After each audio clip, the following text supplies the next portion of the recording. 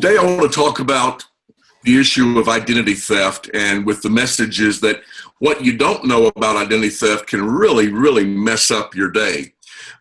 It can mess up your time. It can take time, a great deal of time to fix it. It can cost a lot of money to fix an identity theft issue. It can damage your credit, and also, maybe even more important, it can damage your good name. In terms of time, it is estimated that it can take anywhere from 6 months and 200 hours to fix an identity theft issue. In terms of money, it's $24.7 billion lost in America every year because of identity theft. And the average cost for a person when they have to fix their identity theft issue is $1,500. Damaged credit, an identity theft issue can take 100 points off of your credit report, and it can also damage your good name in terms of your employer. When your employer finds out that you are guilty of something that you really aren't guilty of because of someone who has taken your identity and they have created done a crime, it can damage the reputation that you have with your employer, with your church, with your family. Identity theft, exactly what is it? It's when someone steals your personal information, like your social security number, your credit card numbers, your address, and uses that information to do you harm. The revenue from trafficking in stolen identities generates more income than the illegal drug trade in the world. That's a very important thing to remember. It is a big deal. Here's the problem. Every 2 seconds, someone's identity is stolen around the world. And the biggest problem is that we are all guilty of naive indifference. It is something that we believe will happen to somebody else, but not to us. The question, though, is not if it's going to happen to us, but when it's going to happen, because it is so prevalent. How many forms of identity theft should I be concerned about? Driver's license identity theft. When someone steals your information and creates a driver's license in your name and then drives in your name and commits crime in your name, and all of a sudden somebody's banging on your door wanting to know why you didn't show up for a traffic court date, a date you had no idea even existed. Social security fraud. Someone takes your identity and creates a social security identity and claims has a job, and they do not pay social security taxes. And then at some point, Social Security and IRS wants to know why you haven't made those payments. Medical. One of the big deals here is medical fraud. When someone takes your identity and creates a medical account, goes into a hospital, for instance, and your medical record says that you are an O positive blood type, they do a type and match in the hospital and find out that you're O negative, and they assume the medical report is wrong. They change the report to be accurate for the person who's in the hospital, and then you, 6 months or a year later, you go check into the hospital and they give you the wrong medication or the wrong blood type.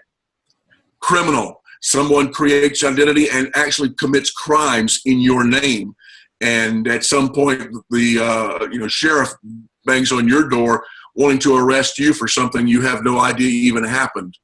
And the last one is financial. This is the one that we often think about, and it's the least important, because if you've got financial fraud, the credit card companies will fix that eventually. The banks will fix it eventually. So it's not the biggest problem. The biggest problem is numbers 1 through 4. Some warning signs. How do you know if your identity has been stolen? Mistakes on accounts or explanations of medical benefits. It's important to always check the monthly explanation of benefits that comes to us from our insurance companies to see if there's something on that insurance report that is not ours. Regular bills go missing. You always get a regular bill from, say, Comcast, but all of a sudden your Comcast bill is not showing up in your mailbox or on your email. Debt collection calls. You got people calling you to collect a debt you had no idea even existed. You get a notice from the IRS that a payment or your taxes have not been filed. Or even more importantly, you file your taxes and IRS notifies you that your taxes have already been filed by someone else. If you've got a child and you're starting to get mail in that child's name, that could indicate that the child's identity has been leveraged to create an identity that will not even be found until the child is 15, 16, or 17 years old. How does this happen? People steal information from your trash. They trick you into revealing information on the phone. They steal your wallet or your purse, and they pretend to offer you a job or offer you a loan. Here's a risk assessment. So take out a piece of paper and let me ask you some questions, and you give yourself a score. I own a cross-cut shredder and use it regularly. If you do, give yourself 8 points. My shredder is near the trash can where mail is sorted. If it's true, give yourself 5 points. Number 3, I shred all pre-approved credit offers before putting them in the trash. If you do, give yourself 5 points. If you shred all convenience checks that you receive before putting them in the trash, give yourself 5 points. I understand that the thieves root around in my trash looking for information. If you understand that and guard against that, give yourself 5 points. I never carry my Social Security card in my wallet or purse. If that's true, you get 5 points. I make sure I have nothing in my wallet or purse with my Social Security number on it. If that's true, you get 5 points. Number 8, I have a card with my Social Security number on it in my wallet or purse, but it's got missing numbers. If you do, give yourself 6 points. My Social Security number or driver's license number is printed on my check. If that is true, deduct 7 points. My Social Security number is my driver's license number. If that is true, you delete 8 points. I make sure my Social Security number is never publicly displayed. If that is true, you get 5 points. I use a locked, secured mailbox or a P.O. box to receive mail. If that's the case, you get 5 points. And I never leave mail to be picked up in an unlocked location at home or at work. If that's true, you get 5 points. And I always watch my surroundings for people who might be listening to conversations that I'm having that includes private information. If that's true, you get 5 points. And I keep my personal identifying information in a locked, protected place. 5 points if that's true for you. I have ordered a copy of my free annual credit report during the last year. 8 points if you've done that. I keep an eye on my credit cards when they leave my hands to avoid skimming. 5 points if that's true for you. I do not respond to internet scams. That'll give you 6 points. And I always use firewalls and antivirus software for any internet connections. 7 points if that's true. So what is your score? If you add it up and you've got 85 to 100, you're very identity savvy. 45 to 84, you really need some attention. And below 45, you are in a very, very high risk group. What you don't know about identity theft can mess up your day.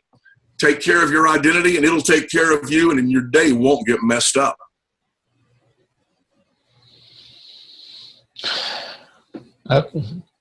Okay, let's. Can we get you back to everybody? Can you stop sharing your screen then, so we can ask you some questions? Or we can ask you some questions anyway. I do have a question for you, Keith. You know, when you're in an internet cafe in Starbucks or whatever, and some of them have, you know, just like Panera, well, you just log on to their Wi-Fi. Some of them say this is this is a connection that is open to everybody. What does all that mean, and how can you determine what's good and what's not good to connect to? It's pretty simple. You never use a public Wi-Fi if you're going to be dealing with personal transactions like paying bills online or moving money from a savings account to a checking account. If you're going to be doing personal information, do not use a public Wi-Fi. Makes sense. So can I just, on that note, what about a hotel? If you're away for a few days and you need to pay a bill and you're on the hotel's Wi-Fi? Also, no. Public Wi-Fis or hotel Wi-Fis are not secure.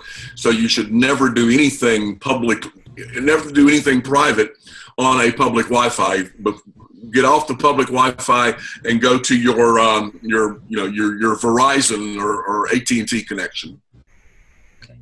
Can I ask a question? Sure. I used to be with LifeLock, and then I switched to Legal Shield, ID Shield. Yeah. I just have a question on some of the differences. The one, when I was with LifeLock, when I applied for credit, I used to get a phone call or an email, and they would carry on and, to verify that it was me. With ID Shield, I haven't noticed. I don't get any notification. If I apply for credit, nobody phones or emails me. And then I just wondered, are they, like, I used to feel secure that it was being monitored. Second thing is, when I switched to ID Shield, the person who, basically spoke to me about it said that ID Shield will actually take care of any recovery. Like, they will take care of getting your name. You don't have to do anything. And that LifeLock would basically guide you through. They would tell you what to do, but you would need to do it. But then the ads I see for LifeLock always say that they take care of it. So I'm just curious on the differences. What would you say is your, big advantage over LifeLock, for example? LifeLock is primarily a marketing company. ID Shield is a restoration and investigation company. We have a contract, we have a contract with Crowell Corporation, which is the world's largest risk management company. And so when you have an identity theft situation, you are required to report that to the police and then report it to Crowell, and then Crowell takes over and does everything. LifeLock, again, sends you and tells you what to do, but you have to do it. If you are not getting reports, I would suggest that you call ID Shield and be sure that it is activated, because it's the one service that we have at Legal Shield that requires you to activate it, so that it is, because you have to give them information. And if you're not getting monthly or periodic notifications, you need to call and be sure that the service is actually activated and they are monitoring. Okay, because my payments go off, and I used to get emails and stuff from them, but when I apply for credit or something, I don't get anything. So I'm not, I'm not sure. Yeah, I would suggest calling on your card, calling ID Shield, and just be sure that it's activated, that nothing has gone awry. Okay. Now, the mail for kids. Many years ago, my son donated to a Thanksgiving food kitchen, and he only started getting mail after he made a donation. As a kid, for some reason, I always assumed the mail was coming because they thought it was an adult that had made that donation to one of these food kitchens. Would his information possibly have been sold from a food kitchen? Very possible, yes. So would that trigger maybe them having sold his information, or should I double check that his identity? I think it depends on where the information is coming from. If it's coming from the food kitchen, probably they have not sold it. But He if it's gets coming from other sources, and credit card applications and stuff. He gets. Yeah, you need to check his credit report and call Crowell and tell them exactly what you're seeing. One of the advantages that we have is that if you're an ID Shield member, you can call Crowell and say, here's what's going on, what does this mean? And they will investigate for you and tell you what your risk is, if there is any. Now, when I call ID Shield, they will give me the number to call Crowell, because I don't even know. No, you call ID Shield and they will connect you to Crowell. Okay, all right. Keith. Hello, Ted. My understanding, hello, good morning to you. My understanding is that there are some simple things that we can do. Laura brings up her child. I've got a 7-year-old son. Obviously, he doesn't need credit. His information doesn't need to be out there. But I understand there's some simple things that we can do for our kids. I guess freeze their credit or things like that. And I'm not. We haven't done it. I know we need to do that, but it'd be good to know exactly what we need to do. Well, yeah, the first thing that I recommend people do is if you are a member of ID Shield, that you call ID Shield and say, I want you to run a baseline report, so that it's very hard to know if your identity has been stolen if you don't have a baseline. So, you call ID Shield and say, I want you to do research to tell me what the status of my identity is right now, and the identity of my child, and the identity of my spouse. So they will do that research and tell you where you're at right now.